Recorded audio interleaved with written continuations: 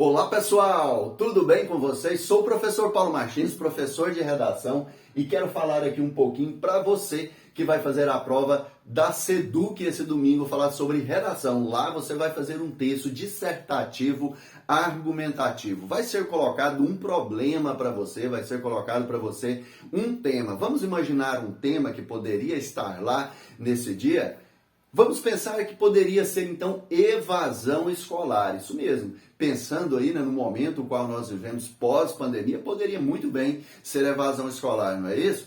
Professor, como que eu posso organizar esse texto? Como que eu posso distribuir o assunto, a maneira com a qual eu vou abordar esse tema? Olha só, lá você vai receber uma folha parecida com essa, você terá 30 linhas.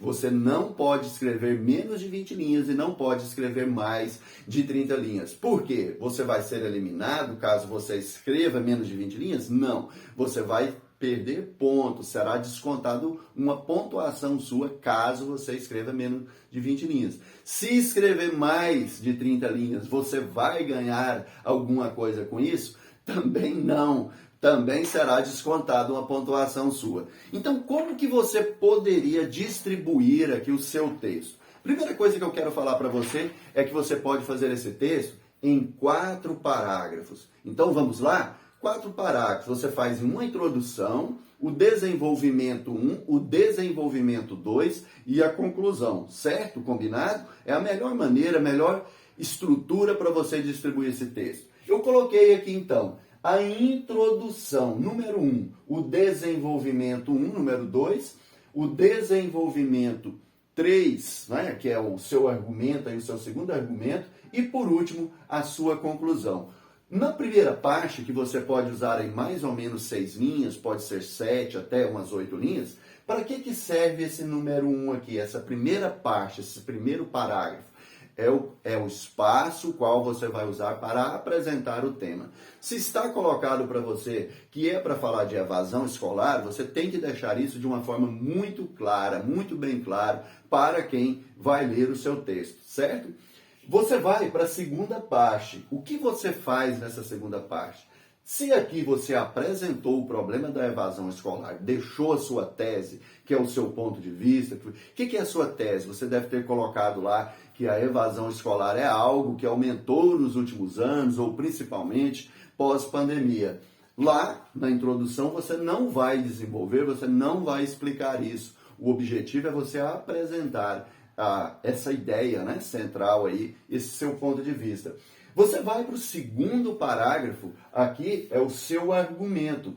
E uma maneira legal da gente fazer argumento é fazendo a seguinte pergunta: o porquê?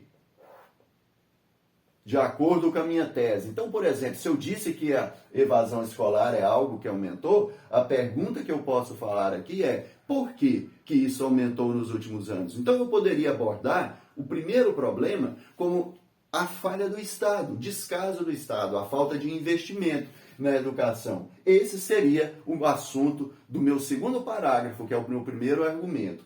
Eu vou para o meu terceiro parágrafo, que é o meu segundo argumento, eu levanto novamente a pergunta: por que isso continua acontecendo na sociedade? Por que é um grande número de alunos que desistem da educação, que desistem de frequentar a escola? Eu poderia abordar também que há um descaso com a educação por parte da sociedade, que a sociedade não valoriza a educação.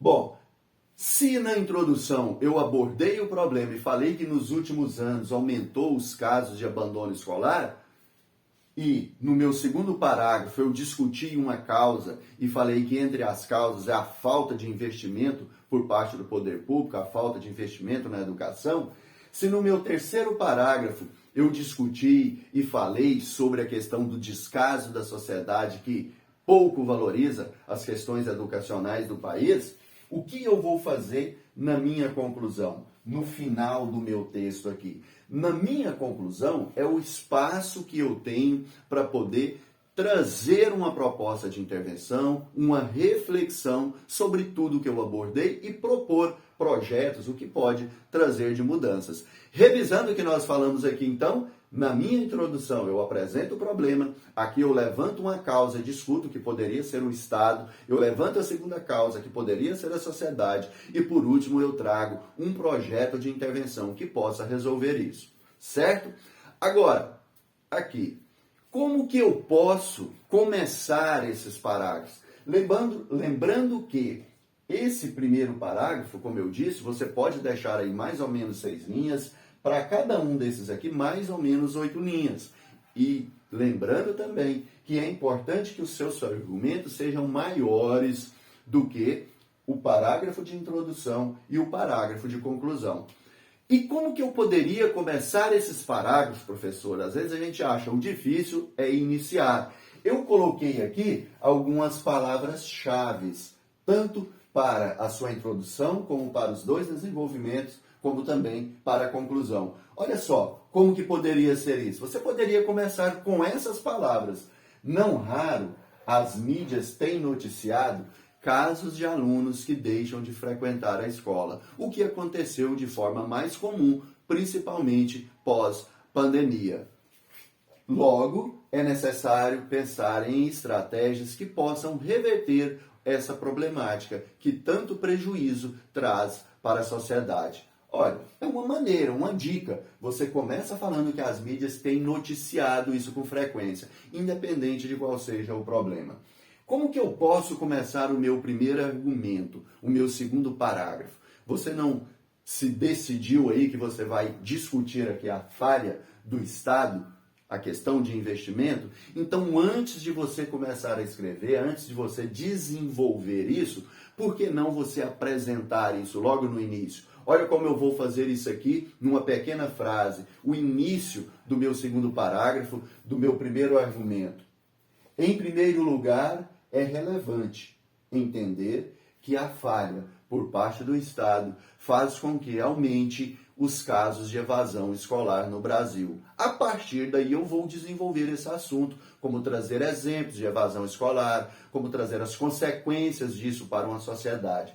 Como que nós podemos começar o nosso terceiro parágrafo? Você não decidiu, você não escolheu que você vai falar então da questão social, da falha social? Então comece dessa forma. Além do mais, entende-se que o descaso da sociedade com a educação no país, principalmente a pública, faz com que esse tipo de problema aumente e persista na sociedade. Pronto, e agora você vai trazer exemplos de casos de desvalorização da sociedade, de não cobrar medidas, né, do poder público, não exigir do Estado que ele haja, que ele invista em educação. Ou seja, a sociedade, ela trata com descaso, ela desvaloriza, ela naturaliza essas violações de direitos quando se trata de questões educacionais.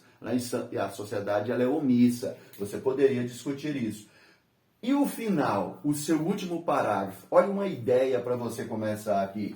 Portanto, compreende-se que é preciso que o Estado e a sociedade revejam seu posicionamento quanto à questão do abandono escolar e crie estratégias para reverter essa situação.